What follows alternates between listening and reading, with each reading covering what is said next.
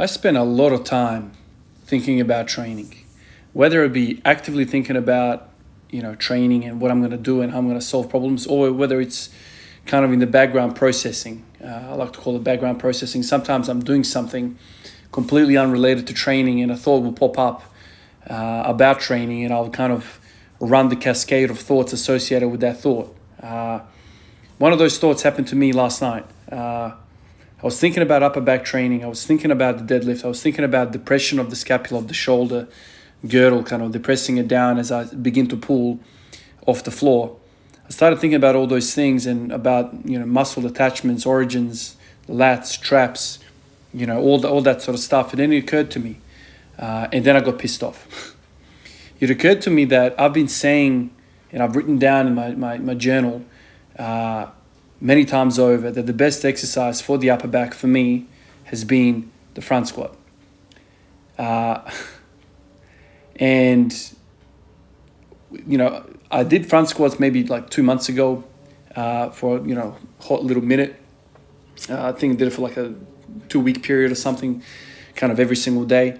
And then I moved away from it. Now, I always move away from things, not because I flippantly kind of have thoughts and I run away because I'm bored of it.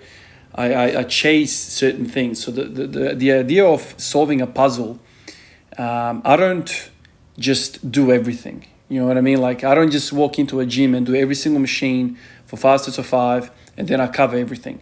That's a very inefficient way of training because you don't really know what you're doing. You're just doing everything. And because there's only 24 hours in a day and there's only so many recovery points, doing everything all the time is going to make you not be really good at anything. Your body can't take just general work and expect to be generally good at everything. It needs to be a very targeted kind of treatment, if you will. It needs to be a very targeted training program for you to get the adaptations that you want. And so I moved away from front squats, and now I'm doing front squats again. Now, I get frustrated sometimes, I get pissed off sometimes when I don't have the immediate correct idea. So I identified the upper back was a weakness, and I identified that depression of the lats was something that I needed. But I never, in this sort of 3, 4, 5 day period, did I ever think about front squats. Front squats for me, today I did a whole bunch of reps, and they're all kind of sub 50%. I did 10 sets of 10 with the bar, just purely volume, trying to get accustomed to the thing again because I haven't done it for a month. Then I did 5 sets of 5 with 60 kilos. I did 5 singles at 100, 5 singles at 120, 5 singles at 140. And I know for a single fact, I just know for a fact, I've been down this path before. Tomorrow when I wake up, my upper traps are going to be sore to touch. I know for a fact. Right now I'm sitting here, I'm doing a small kind of shoulder shrug. And I know exactly what they're going to feel like tomorrow. And so in my thinking process and the amount of time that I spend thinking about this, and some of you guys might not be like this, but when you might have, so everyone thinks about something. Rarely do we just go, blank, brain, unless you're meditating. I don't know how else you just don't think about anything. For me, my mind's always kind of rolling around. Even when you go to sleep, dreams and sleep and all that sort of stuff, that's another science to itself, but the brain is always working. And for me, I think about obviously like all the other stuff that everyone thinks about, family, work, all these sort of things. But my kind of default, my background processing, when everything's kind of taken care of, I think about training, I think about this puzzle. And sometimes I get pissed off that I don't think about the right thing. So I know very well that front squats hit my upper back. And I know front squats are amazing for many different reasons, but number one for me, it smashes the hell out of my upper back. Deadlifts, I've identified the upper back is really, really needed to break the damn thing off the floor. So I have the horsepower in my legs, but what I find often with kind of maximum weight is that my shoulders get unglued, meaning that they start to roll up and over. And when that happens, that increases the leverage, increases the lever, which puts more strain on the whole system. Then I have thoracic rounding, lumbar rounding, and then I give out because I don't want to, look like a cat deadlifting, right? I don't want to do that. So even though I dedicate so much of my time and so much of my energy thinking about some of these ideas, thinking about all these different things, it is a complex system and there's so many different variables.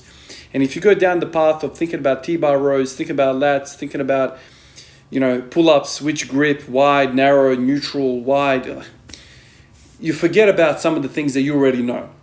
So this is the thing about learning new skills or thinking about new problems, is that you often think that the stuff that you already know, the knowledge that you have already stored, the answers are not there. But the mind is unbelievable. Sometimes I feel like I need to trip over the same damn piece of truth 25 times before I realize, okay, this is what I need to do. And it's very demoralizing sometimes, but it is what it is. So, as I said, I've done a lot of front squatting today. My hope is that the traps are going to get a lot of love from the front squats, and I'm going to continue doing the T-bar rows for the lats. So that basically means my whole upper back is kind of taken care of. Front squats are not just good for the upper back. As we all know, front squats are amazing for the quads. Front squats are amazing for the entire core system, because you need to stay erect. You need to have thoracic extension. You need to have a really deep hip angle, and you need to kind of basically fight the weight the entire time. You can't just relax. Sometimes when I do front squats and then I move over to back squats, I giggle to myself when I make that transition, and I do them both on the same day usually. I giggle to myself because it's so damn easy to back squat. Front squatting is like the moment you take that weight onto your collarbones, onto your shoulder, onto your front rack position, it's war. It's a fight the entire time. With back squatting, like when I put the bar on my back rack and I walk out, I literally feel like I can stand there for the whole day. Like, it's just comfortable. With the front squats, it's like no. The moment you take that weight on, the workout starts then. And so it's such a holistic, it's such a compound, such a multi-joint, it's like a whole system exercise. And so today I did a whole bunch of that. Then I moved over to back squats. And back squats, I was wasted by the time I got to back squats. I got to 180 for one, and I was really, really, really fatigued. And so that was that. I moved over to deadlifts, and I got 210 on deadlifts. And so, that was the session. After that, I did some more rowing on the T-bar row. Seems like I'm doing upper back every single day now. But the first idea started, with the thought of, man, I'm doing two squat sessions a day now. Why don't I include front squats on one of those sessions? And then it was like, you bloody idiot. Front squats? You want to talk to me about front squats? Front squats is exactly what you need for the damn... Anyway. This stuff takes time.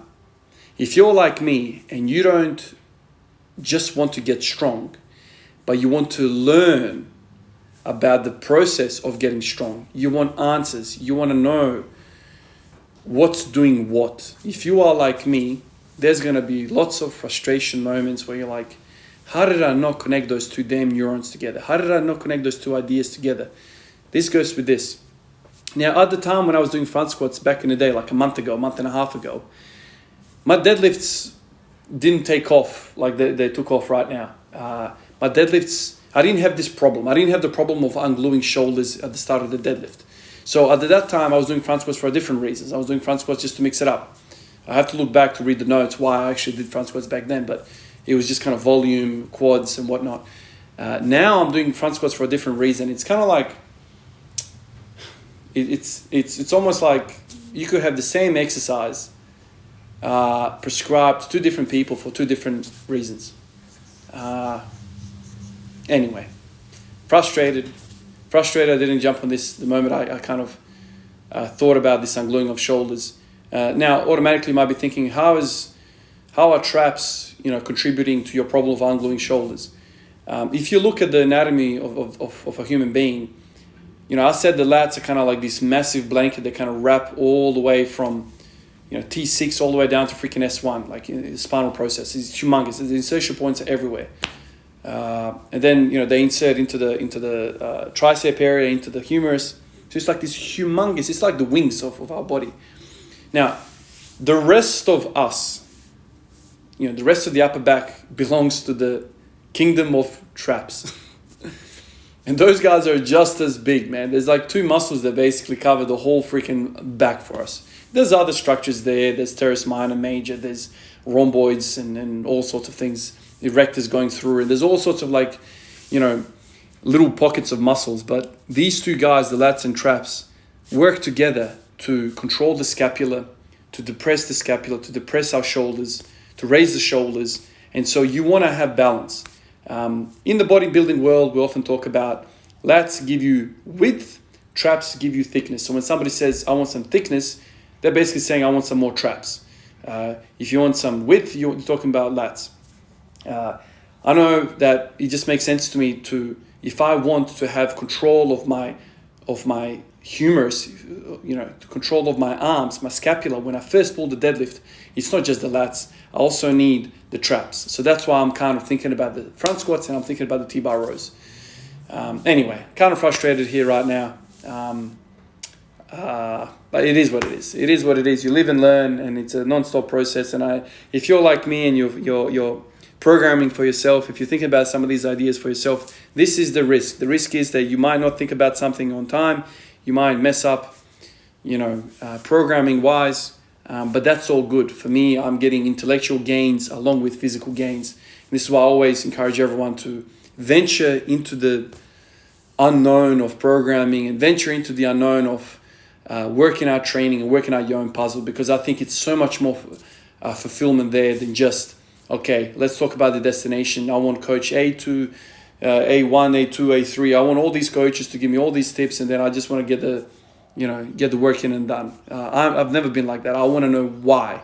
And so when I get to a, let's say, 300 kilo squat, if it ever happens, and somebody comes up to me and they say, Ivan, I've got this problem, I've got this hip pain, I know exactly what's going on because I've thought about this process, I've thought about all the things that are involved. And so I can pass on the knowledge. But if I'm just like this vehicle for demonstration of strength, it's okay, but it's not as fulfilling as actually understanding how you go about things. This is the difference between, I understand this is a long back screen, but this is the difference in sports when you have people who have been incredible players, and then they become coaches and they're incredible coaches. That shows me that this player was not just a great player, but he was an intellectually active player while he was playing. He understood systems. He didn't just understand his role. He understood the whole picture of the team environment, of the sport itself. And that to me is complete domination of that sport. That's how you truly know that you love the damn thing. Your mind doesn't switch off the moment you kind of leave the gym. You keep going, you're obsessed by it, you love it, it's a passion, and the brain continues to think regardless of the body being at rest. I'll catch you guys in the next one. Peace out.